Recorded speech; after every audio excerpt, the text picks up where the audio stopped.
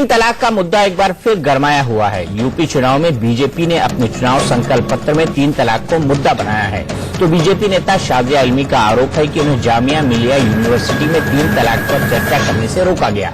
ऐसे में जब बरेली में सुन्नी बरेलवी कॉन्फ्रेंस में कहा गया कि तीन तलाक पर मुस्लिम धर्मगुरु चर्चा करेंगे, तो उम्मीद जगी थी कि शायद इस विवादित मुद्दे को सुलझाने के लिए कोई पहल होगी। लेकिन सुन्नी बरेलवी कॉन्फ्रेंस में ऐसा कुछ भी नहीं हुआ। सुन्नी बरेलवी समुदाय के उलेमाओं ने शराब और बाकी कुरीतियों से बचने की वकालत की, लेकिन उनके हिसाब से तीन तलाक कोई कुरीति नहीं है बल्कि शरीयत का कानून है। इसलिए सुन्नी बरेलवी मौलानाओं ने फरमान सुना दिया कि वो तीन तलाक को मानते रहेंगे। तीन तलाक के मामले में मुस्लिम महिलाओं की फरियाद पर ही सुप्रीम कोर्ट की संविधान पीठ सुनवाई कर रही है। महिलाएं तीन तलाक के शरीयत कानून को अपने साथ नाइंसाफी मानती हैं और चाहती हैं कि सुप्रीम कोर्ट उन्हें इस जुल्म से बचाए और बराबरी का हक दिलाए। लेकिन सुन्नी बरेलवी कॉन्फ्रेंस में एक भी महिला न तो मौलानाओं की बात सुनने के लिए मौजूद थी और न ही स्टेज पर अपनी बात रखने के लिए। महिलाओं की गैर मौजूदगी में ही मौलानाओं ने कह दिया कि तीन तलाक जारी रहेगा, सरकार इसमें दखल न दे।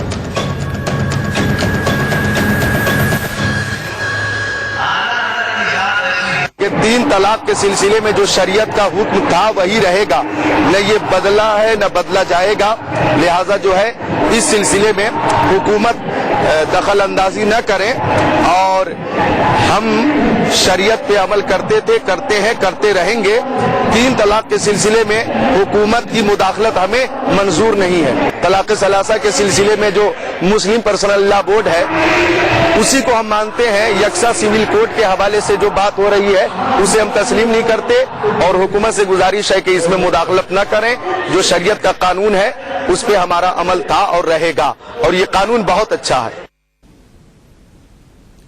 तो सवाल यह है कि कुरान और संविधान से ऊपर है मौलानाओं का कानून। आज इसी मसले पर बहस होगी और इसी बहस को हमारे साथ आगे बढ़ाने के लिए जुड़े हुए हैं मौलाना अंसार रजा जो कि चेयरमैन है गरीब नवाज फाउंडेशन के, डॉक्टर फहीम बेग जो कि एक मुस्लिम मामलों के एक्सपर्ट हैं, मौलाना अब्दुल रहमान आबिद साहब जो कि प्रेसिडेंट है इंडिया मुस्लिम रबीता काउंसिल के।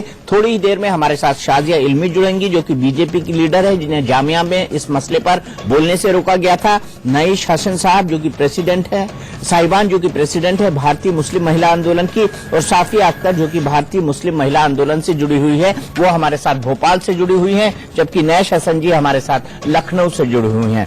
सबसे पहले ना मौलाना साहब ये जानना चाहता हूं कि महिलाओं के बारे में इतना बड़ा फैसला हो गया लेकिन बरेलवी समुदाय या मौलानाओं ने कहीं पर भी महिलाओं को न नीचे बिठा के सुनाना उचित समझा न मंच पे। तो 50% महिला यानी आधी आबादी के बारे में आप लोगों ने फैसला कर लिया लेकिन उनकी भागीदारी शून्य थी। आपसे मौलाना मुझसे पूछा।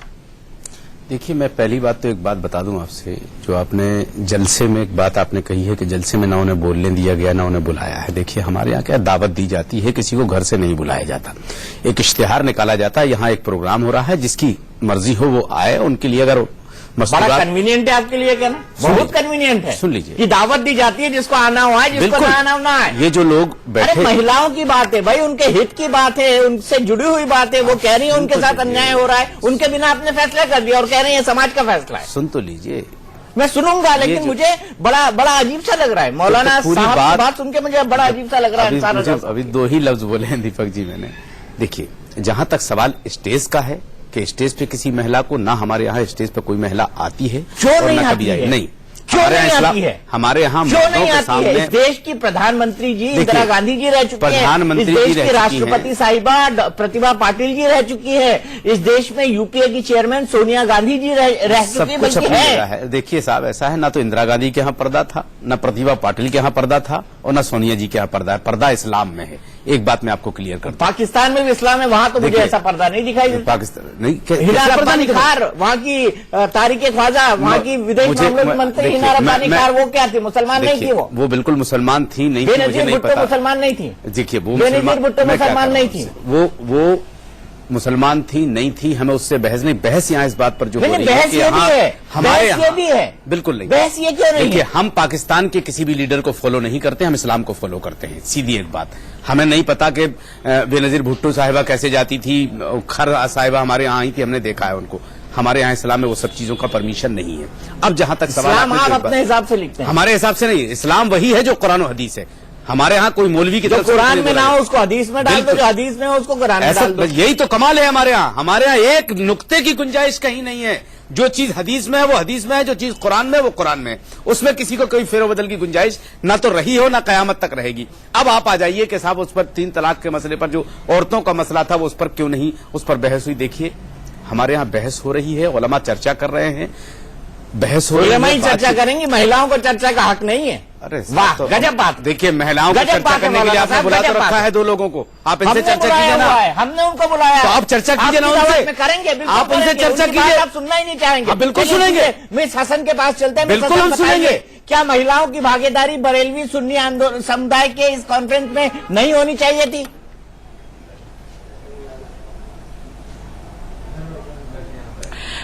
देखिए दीपक जी, आप हमसे पूछ रहे हैं ना? जी बिल्कुल।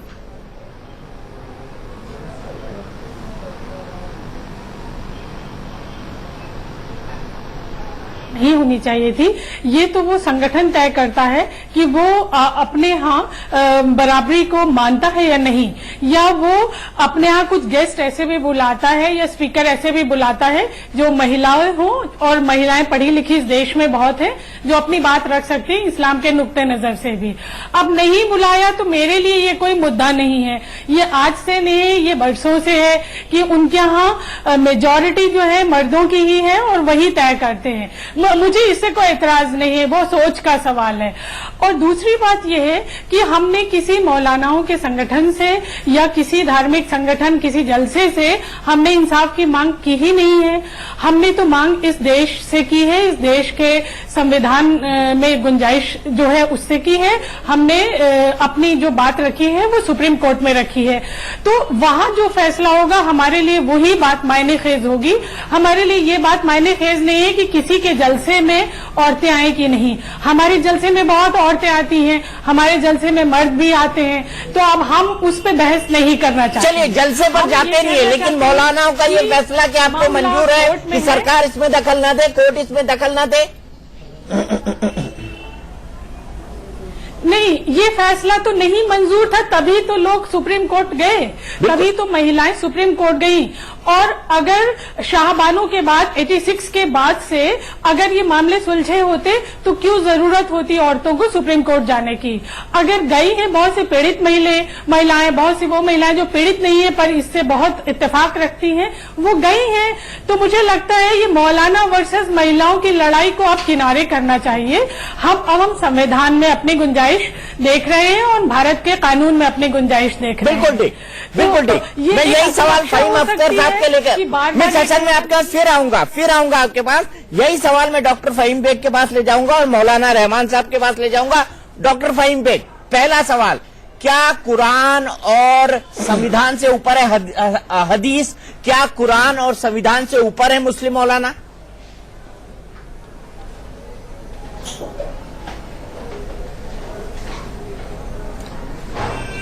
बड़ी मुश्किल से सुलझेगी, बड़ी सोच समझ के उलझाई है, ये वो पहली है। दीपक जी, क्या सुन पा रहे हैं आप मुझे? बिल्कुल सुन पा रहा हूं सर, बोलते रहिए, माहौल बनाए रखिए। हेलो, अच्छा, जी। तो दीपक जी, शिकायत आप बड़ी कर रहे हैं कि महिलाओं को उस मंच पे नहीं बुलाया गया या जलसे में नहीं बुलाया गया। तो सबसे पहले तो मैं आपका क्लियरिफिकेशन दे दूं, 3.5 करोड़ महिलाओं ने सिग्नेचर करके 3 तलाक के ऊपर अपनी राय देती है, जो जमीयत उलमा हिंद ने अपने पास इकट्ठी कर रखी है और बहुत जल्दी वो कोर्ट में भी पेश हो जाएगी। पहली बात, आपने शिकायत की कि औरतों को नहीं बुलाया गया, तो मैं बता दूं कि औरतों के इनपुट ये हैं।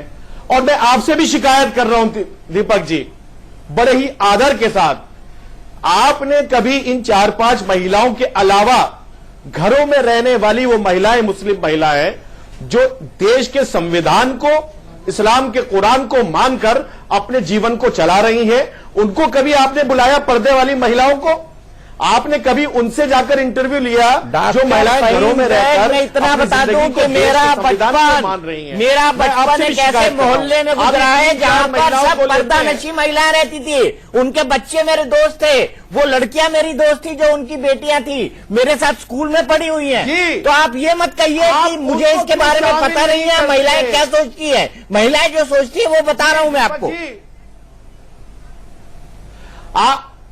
तो आपने उनको शामिल नहीं किया, आपने उनको कभी शामिल नहीं किया। मैं आप लोगों से पूरे मीडिया वर्ल्ड से कह रहा हूं, आपने कभी उन मुस्लिम पर्दा नशीं बहनों को कभी अपने चैनल पे नहीं बुलाया, कभी उनके घर नहीं गए। ये 3-4 महिलाएं हैं जो बेचारी अपनी दुकान चला रही हैं, यही घूम ये गलत शब्द है, ये गलत शब्द है। अगर वो दुकान चला रही है तो आप भी दुकान चला रहे हैं, अगर वो दुकान चला रही है तो आप भी दुकान चला रहे हैं। और चैलेंज है, मेरी कोई दुकान नहीं है, मेरी कोई दुकान नहीं है। ये आरएसएस की हमारी बहनें हैं जिनके अपने पति हिंदू हैं, जिनकी तलाकें हो चुकी हैं, जिनके बच्चे हिंदू हैं, जिनके बच्चे दूसरे धर्म के हैं, ये इस्लाम की पैरवी करेंगी। ये बड़े अफसोस की बात है। ये खुद इस्लाम पर होती, इन्होंने खुद इस्लाम का कहना माना होता, इन्होंने खुद शादियां की होती, इन्होंने निकाह किया होता, इन्होंने इस निकाह को बाकी रखा होता, इन्होंने कलमा पढ़ा होता, तो मैं इनकी बात लब्बैक कहता। इनके अपने परिवार दूसरे धर्म के हैं, इनके अपने पति दूसरे धर्म के हैं, इनके अपने बच्चे दूसरे धर्म के मेरे ख्याल से हम हैं। व्यक्तिगत चुनाव तो बेहतर है, मुद्दे पर बात करें। ऐसा मैं कह रहा हूं। डॉक्टर फहीम बेगम मुद्दे पर बात करें। ऐसा मैं कह रहा हूं। डॉक्टर फहीम बेगम मुद्दे पर बात करें, व्यक्तिगत ना हो। शाजिया मेरे साथ जुड़ गई हैं। शाजिया को तो बकायदा जामिया में एक प्रोग्राम में बोलने से रोका गया। शाजिया, मैं आपसे जानना चाहता हूं कि एक तरफ डॉक्टर फहीम बेग कह रहे हैं कि आप लोग दुकान चला रही हैं, दूसरी तरफ बरेलवी सुन्नियों का सम्मेलन होता है तो उसमें एक भी महिला की भागीदारी नहीं होती है। इनका कहना है कि जमीयते उलेमा हिंद 3.5 करोड़ महिलाओं का सिग्नेचर 3 तलाक के पक्ष में तैयार रख चुका है, कोर्ट को देगा। तो हकीकत क्या है, वाकई में महिलाएं क्या चाहती है मेजोरिटी में? हमने तो यही सुना है कि वो 3 तलाक के खिलाफ है, इसको जुल्म मानती है। दीपक जी,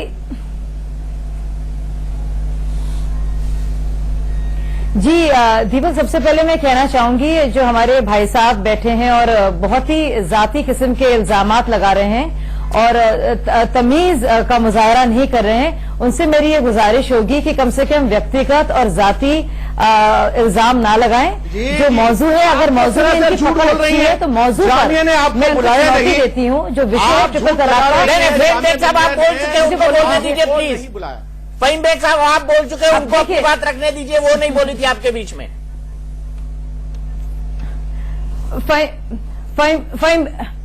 फहीम बेग जी, आप इस तरह से बोल रहे हैं, जरा जबान पर लगाम दीजिए।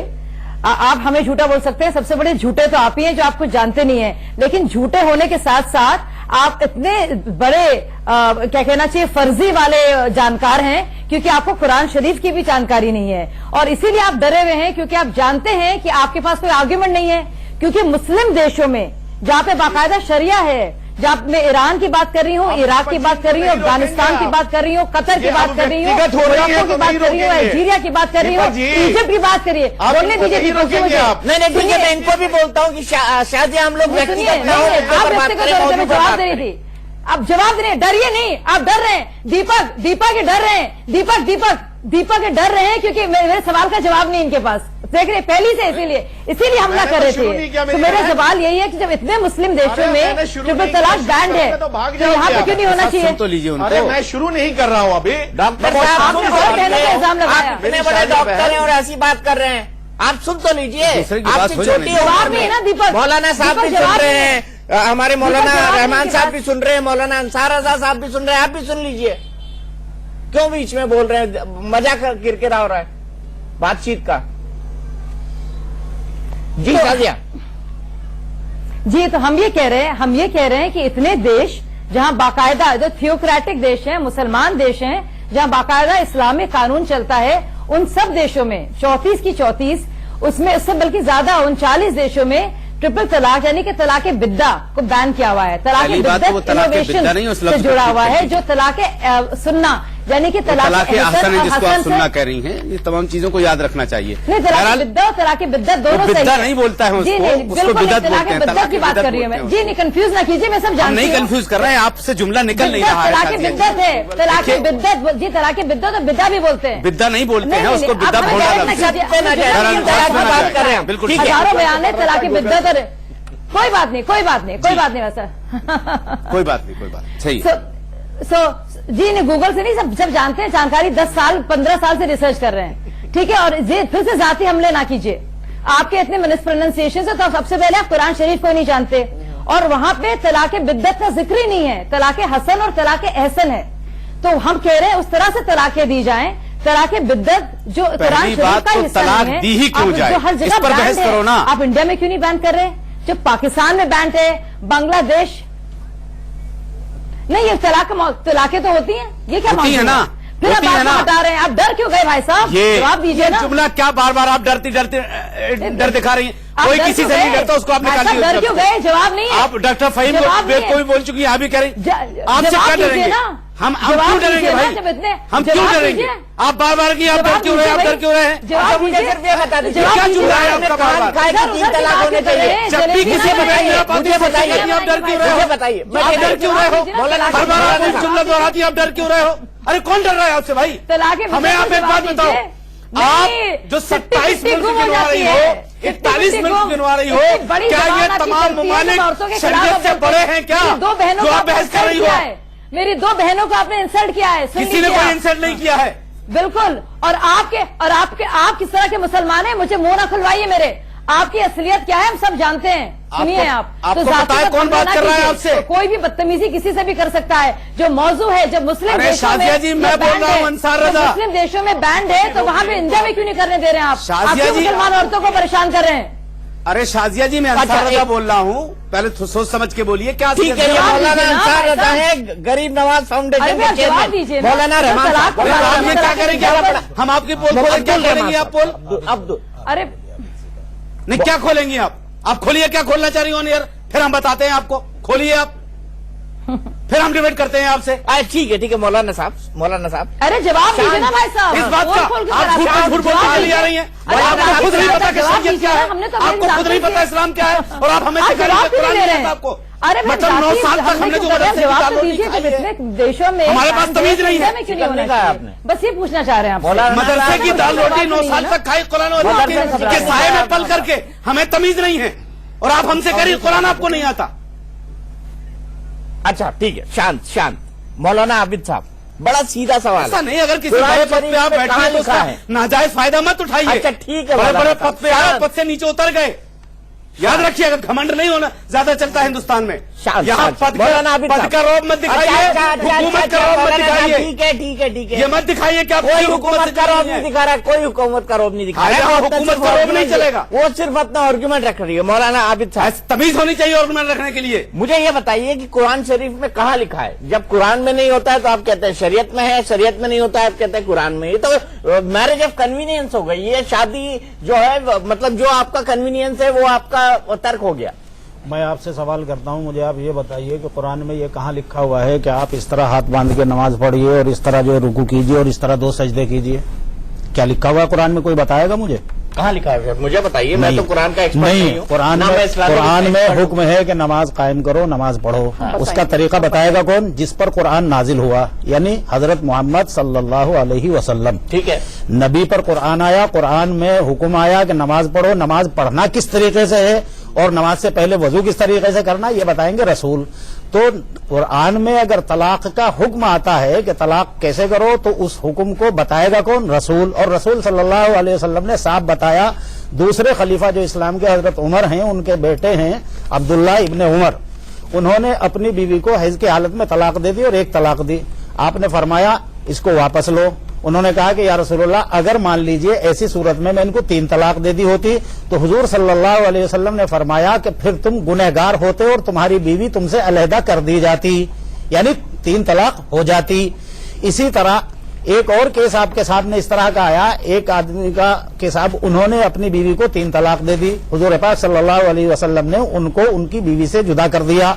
उन्होंने अलग कर दिया, यानी 3 तलाक हो गई, मान ली गई। तो फिर इसमें जो है अब कहां से ये चू चरा की गुंजाइश आ गई कि साहब हम इसे नहीं मानते और हम उसे नहीं मानते? अल्लाह का रसूल 1400 साल पुरानी बात है सर, 21वीं शताब्दी में आ गए हैं आप। हाँ, 21वीं शताब्दी में आ गए हैं, 21वीं शताब्दी में आ गए हैं। किस दुनिया की बात कर रहे हैं? दीपक, किस दुनिया की बात कर रहे हैं? पाकिस्तान बदल गया, ईरान बदल गया, इराक बदल गया, इंडोनेशिया बदल गया, सब बदल गए। दीपक भाई, आप नहीं बदले। मैं आपको बता रहा हूँ, ये कुरान जो आया है ये सिर्फ 1400 साल पहले के मुसलमानों के लिए नहीं आया, बल्कि जब तक दुनिया कायम रहेगी उस वक्त तक के लिए ये इस्लाम आया है। उसी वक्त तक जो है हुजूर पाक सल्लल्लाहु अलैहि पाकिस्तान के वसल्लम लोगों ने कीड़ा काटा था कि उन्होंने कानून में बदला 3 तलाक का। मेरी बात सुन लीजिए, मैं बहुत वजाहत के साथ पहले भी कई जगह, शायद आपसे भी एक बार कहा, मैं कहता हूं कि मुसलमान जो है वो किसी मुल्क के ताबेदार नहीं है, किसी मुल्क के फॉलोवर नहीं है। किसी तो बताइए ना, पाकिस्तान में कौन रहते हैं? पाकिस्तान रहते हैं। मैं कह रहा हूं आप पाकिस्तान से आगे बढ़ जाइए, सऊदी अरब, इंडोनेशिया में कौन मैं रहता है? कहता हूं सऊदी अरब में कौन रहता है? आप सुन लीजिए ना, आपने सवाल मक्का मदीना कहाँ पर है? मक्का मदीना कहाँ पर है?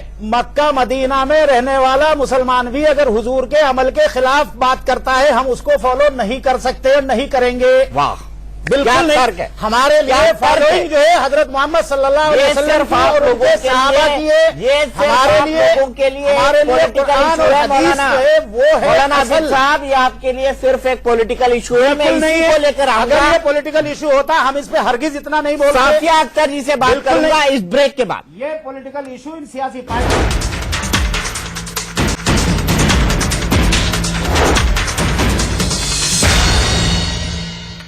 सवाल यहाँ पर यह है कि 3 तलाक को अगर मुस्लिम महिलाएं जुल्म बताती हैं तो सरकार इस पर दखल क्यों न दे? सुन्नी बरेलवी मौलानाओं का कहना है कि सरकार इस मामले में दखल न दे और इस मामले को मुस्लिम पर्सनल बोर्ड पर छोड़ दिया जाए। सीधे चलते हैं हम साफिया अख्तर जी के पास, जो जुल्म बताती हैं तो सरकार इस पर दखल क्यों न दे?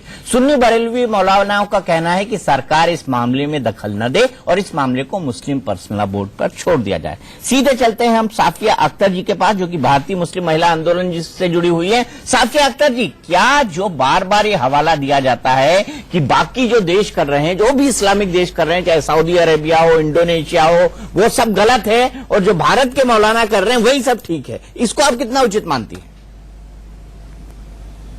देखिए, दूसरे मुल्कों में जो हो रहा है वो ठीक है, उन्होंने शरीयत को बिल्कुल सही तरीके से अपनाया है, जो कुरान में लिखा हुआ है उस हिसाब से वो शरीयत को अपनाए हुए हैं। तो हमें दूसरे मुल्कों से इतना वो नहीं है। हम तो ये चाहते हैं कि हिंदुस्तान में जो तरीका कुरान में दिया गया है उस तरीके से कुरान होना चाहिए, तलाक का तरीका वो होना चाहिए जो कुरान में दिया गया है। सबसे पहले मैं अंसार रजा साहब की बात का जवाब देना चाहूंगी, जो उन्होंने जो झूठे इल्जाम लगाए हैं।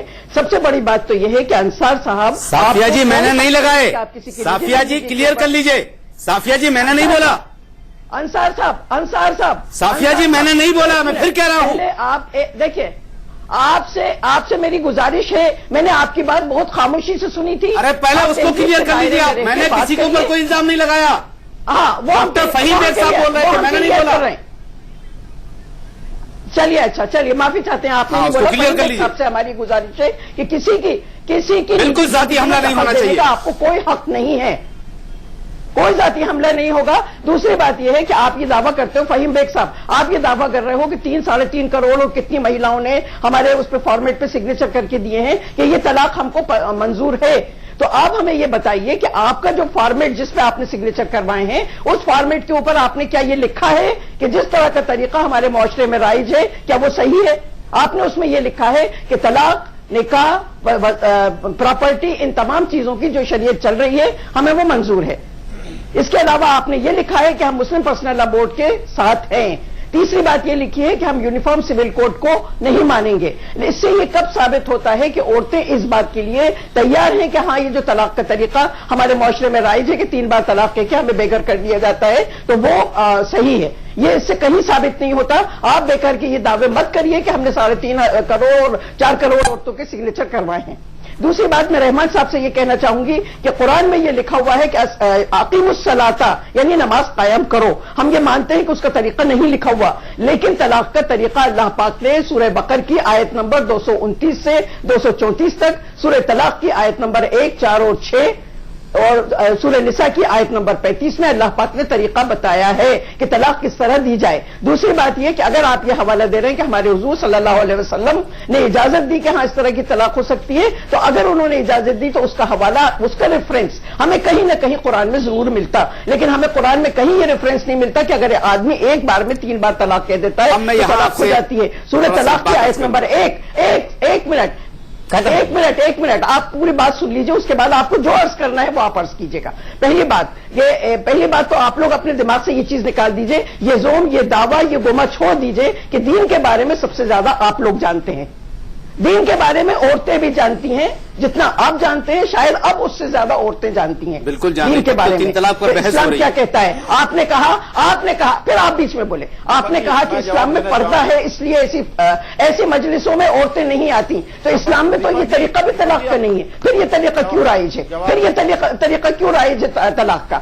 तो दूसरी बात यह है कि तलाक का तरीका कुरान में दिया गया है, और अब औरतों ने जब इस जुल्म ज्यादती हद से ज्यादा बढ़ गई है तो उन्होंने ये कहते हुए कि जुल्म के बढ़ते हुए सर को कुचलने के लिए कोई तो उठेगा कानून बदलने के लिए, तो अब जब औरतें हैं इस कानून को वो बदलना चाहती हैं, और वो ये चाहती हैं कि कुरान में जो तरीका दिया गया है वो शरीयत नहीं जो आप लोगों ने दूसरों के ऊपर थोप दी है, खासतौर से औरतों के ऊपर थोप दी है। हम वो शरीयत नहीं मानते, हम वो शरीयत मानते हैं। नहीं, पूरी बात सुन लीजिए आप पूरी बात। अब कल तक आप बोलते रहेंगे तो हम सुनने के लिए थोड़ी बैठे हैं। खत्म कर लेंगे, बहुत ज्यादा वक्त दे रहे हैं आप इनको। अब कल तक आप मौलाना अंसार रजा साहब, फिर फहीम बेग साहब, मौलाना अंसार रजा ये भी नहीं बोले हैं कि आप बोलते रहें और हम सुनते रहें। नहीं आप आपकी अपनी मर्जी है, आप बोलते रहें और हम सुनते रहें। आप हमारे माथे सफिया साहब की बात का जवाब मैं देना चाहूंगा, इसलिए तीनों देना चाहते हैं। पहले मौलाना अंसार दीपक भाई, इसलिए कि इन्होंने मेरे बयान से हुए एक इन्होंने सबूत के तौर पर आप तीनों बोलेंगे, कोई दिक्कत नहीं। मौलाना साहब देखिए, ऐसा है, आपने जो एक बात कही है कि पर्दे का तरीका उसमें है, कुरान वो है, शरीयत वो है जो कुरान में है, हम उसी को मानेंगे जो कुरान में है। सफिया साहिबा, बेशक आप पढ़ी लिखी, इसमें कोई शक व शुबा की गुंजाइश नहीं। आप सारी आयतों के नंबर बता रही हैं, ये बता रही, जाहिर सी बात है आपने पढ़ा होगा, कोई कुरान में कोई गलत बयानी नहीं कर सकता। अब जहां तक सवाल, आपने ये बात कहा कि कुरान में जो तरीका है, आप ये बताइए, जैसा कि एक मरतबा, कई मरतबा हम आपसे अर्ज कर चुके हैं, कई बार हम डिबेट कर चुके हैं आपसे 3 तलाक के मसले पर, कि नमाज का तरीका, नमाज रज़दा, सजदा, रुकू, कादा, सलाम, ये सब मेरे नबी ने बताया है। कुरान में अगर 3 तलाक का तरीका नहीं है, 2 तरीके का तलाक है या 3 तरीके का तलाक है कि 3 महीने में देना है या 6 महीने देना है, आपने कुरान को समझ के, कुरान को तो वो नहीं समझ पाए थे जिनकी मादरी जबान अरबी थी, हम और आप क्या समझेंगे? समझा मेरे नबी ने, और नबी ने सारी बातें क्लियर करके बता दी हैं। अब अगर आप माज़अल्लाह सुम्मा माज़अल्लाह, अगर आप नबी से ज्यादा माज़अल्लाह इल्म रखती हैं तो मैं नहीं कह सकता आपसे। अब जहां तक सवाल आपके इस्लाम का है, जो चीज कुरान से समझ में ना आए वो आप हदीस से समझो, और हदीस वो है जो मेरे नबी की ज़बान मुबारक से निकली, उसको हदीस कहते हैं। और फिर कहा गया है अगर हदीस समझ में ना आए तो फुकहा के आप कौल उठा करके देखो, अगर उससे भी समझ में ना आए तो फिर अपनी अक्ल का इस्तेमाल करो। ये 4 ऑप्शन हमारे सामने हैं। अब मैं आपसे एक बात जानना चाहता हूं, आप हमारी बुजुर्ग हैं, मैं आपका एहतराम करता हूं, तमाम खातून का एहतराम करता हूं, आप तो मुझे ये बताइए, जो कुरान 1450 साल से हमारे उलमाए किराम की समझ में नहीं आया 3 तलाक का तरीका, वो माशाअल्लाह 5-6 खातून को हमारे हिंदुस्तान की समझ में आ गया कि इसमें कुरान में गलत कह रहा है, हदीस गलत कह रही है। आप खुद समझना नहीं चाहते ना मौलाना साहब, दिक्कत है। हमें जो समझ में दलील ये दी जाती है, हदीस के बाद भी दलील ये दी जाती है कि इस्लाम के दूसरे खलीफा ने 3 तलाक को बुरा बताया था। बताइए, बिल्कुल बुरा बताया कि नहीं बताया? आप वही मानते हैं, आप वही मानते हैं, आप वही मानते हैं, बिल्कुल मानेंगे। अगर फारूक कोड़े लगवा दिए दूसरे खलीफा ने, फिर भी आप उसको सच मानेंगे। इसी बात को शाजिया के पास ले जाना चाहता हूँ, उसके बाद में मौलाना आबिद साहब के पास आऊंगा। शाजिया, जब दूसरे खलीफा ने कोड़े लगवा दिए मौलाना अंसार रजा के मुताबिक, फिर भी इनको वही हदीस क्यों लगता है, वही लेकिन तलाक माना गया था, जुबान क्यों लगती है?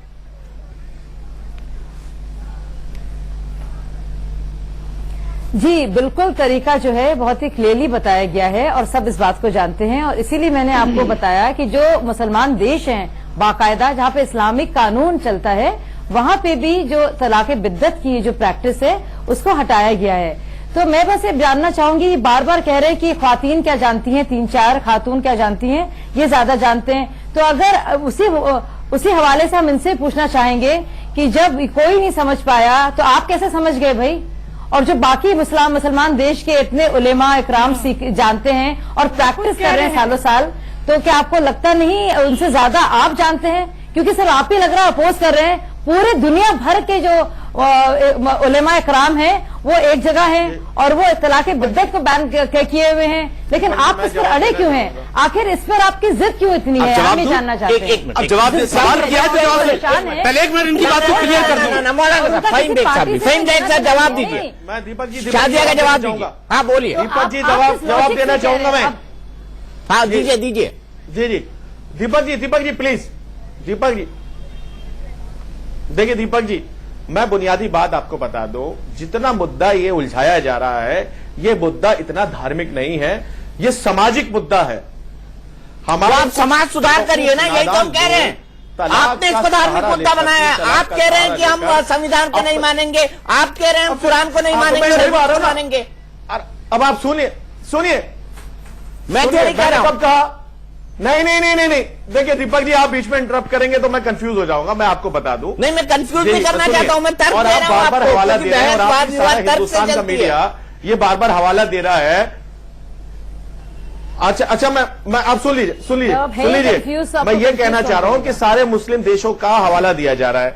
जनाब, वहां पर हत्या करने वाले को, बलात्कार करने वाले को गर्दन काटी जाती है। तो क्या हमारे मुल्क में ऐसा होता? नहीं होता। और अगर ऐसा होने लगेगा तो फिर आप ही चिक के कहेंगे कि ये क्या इस्लामी देश है जो यहां गर्दन काटी जा रही है?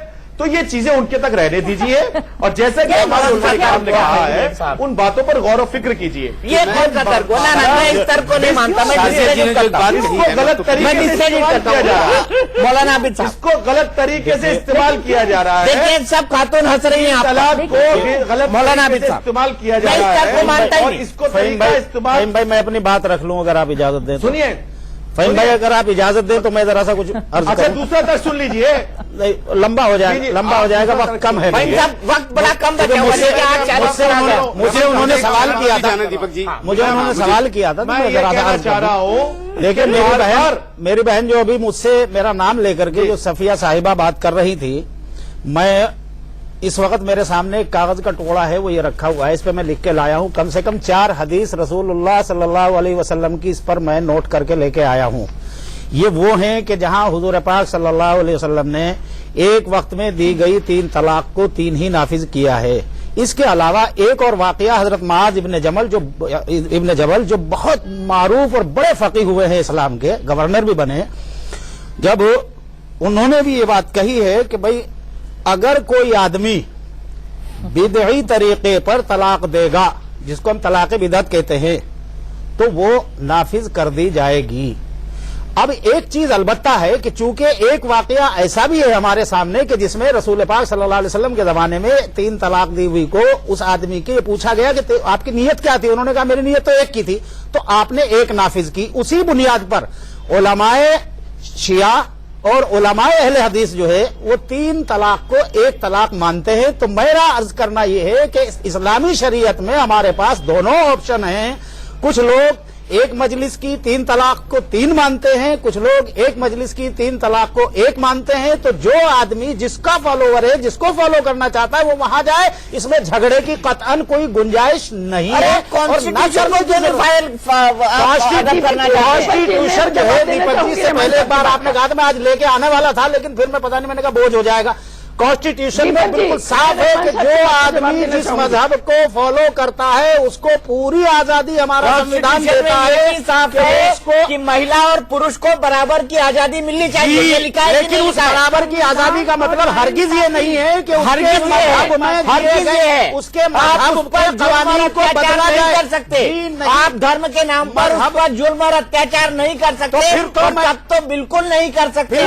30 सेकंड मुझे जाना है। एक मिनट, नाइक हसन जी के पास जाता हूँ, वो आपको सवाल का जवाब। सुप्रीम कोर्ट का एक फैसला है, हिंदू औरत के मामले में एक फैसला दिया था कि अगर वो पति से अलग घर रहने का मुतालबा करती है तो इस बुनियाद पर पति उसको तलाक दे सकता है। इसको सुप्रीम कोर्ट ने कहा है। तो क्या ये मुसलमान औरतें इसको मान जाएंगी? जबकि शरीयत इस्लामी शरीयत ये कहती है कि नहीं, औरत का हक है अलग घर मांगना, बताइए, अपना बताइए। मुतालबा करेगी और लेगी। उसका नहीं, हक आप उसको बताइए, दिया जाता है। बताइए तो फिर आप कि- कहाँ जी, लेके जा रहे हैं? जी। एक मौलाना- तरफ आप कहते हैं संविधान को लेके आओ, एक तरफ आप जी। कानून पे मौलाना चलिए। अब्दुल रहमान मुझे निकलना है मुझे। दीपक आप सवाल उठा रहे हैं। मौलाना अब्दुल रहमान साहब दोनों बातें कह रहे हैं। वो ये कह रहे हैं कि 3 तलाक भी हो जाए तो चलेगा, 1 तलाक भी हो जाए तो चलेगा, लेकिन जो पुरुष की मर्जी है वही चलेगा। जी नहीं, संविधान भी इन्होंने खुद डिफाइन कर दिया। जो इस्लामी शरीयत में है। अरे जब सब कुछ आपने खुद डिसाइड कर दिया, मैंने नहीं डिसाइड हदीस- किया, अरे मैंने नहीं किया। मैं कौन होता हूँ? मैं कहता हूँ सारी दुनिया के मुसलमान भी अगर मिलके चाहें अल्लाह के रसूल सल्लल्लाहु अलैहि वसल्लम की एक हदीस को भी तब्दील नहीं कर सकते। डिसाइड आप ही लोग पाकिस्तानियों ने कर दी, सऊदी अरब वालों ने कर दी, इराक ने कर दी, ईरान ने कर दी, सबने कर जो दी। कहे कि मैं कुरान खाली का आप ही फैसला मुसलमान है, जो जो कहे हिंदुस्तान कि के 25 करोड़ ही कुरान का मुसलमान है, फैसला बदलता हूं। बाकी तो पूरा इस्लामिक वर्ल्ड ऐसे ही पड़ा हुआ है। दीपक जी- उनको तो कोई समझ ही नहीं है। दीपक जी दीपक जो जी ये बात कहे कहना कि चाहता मैं हूं। मैं नाइट सेशन जी से बहुत देर से खामोश है, उसके बाद अब मौलाना दीपक जी- अंसारी साहब आपके पास आऊंगा। नहीं जी, नहीं जी, पर हम कोई बात नहीं कर सकते। नहीं, दीपक बहुत मर्जी है, वो जो चाहे करे। नहीं दीपक जी, एक मिनट, एक देखिए मिनट, नहीं जी।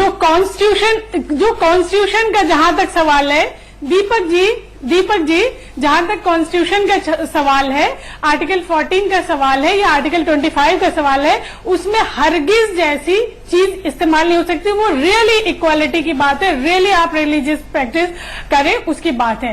अब दूसरी बात यहाँ आती है कि मैं इसलिए बहुत मुतमईन हूं कि 1955 में जब हिंदू कोड बिल पे बाबा साहब अम्बेडकर लेकर आए और बहस हो रही थी, तो बिल्कुल ऐसे ही तर्क दिए जा रहे थे कि बिल्कुल हिंदू औरत के खिलाफ ये है, हिंदू धर्म के खिलाफ ये है और इसको हम लागू नहीं करने देंगे। लेकिन आपको याद होगा 56 में टुकड़ों में ही सही हिंदू कोड बिल पास हुआ था। एक बात और इम्पोर्टेंट है कि जब सती के खिलाफ कानून बन रहा था तब भी पे ये बवाल था, जब छुआछूत के खिलाफ बन रहा था तब भी पे ये था, जब बाल विवाह पे बन रहा था तब भी इस तरह की बात आ रही थी।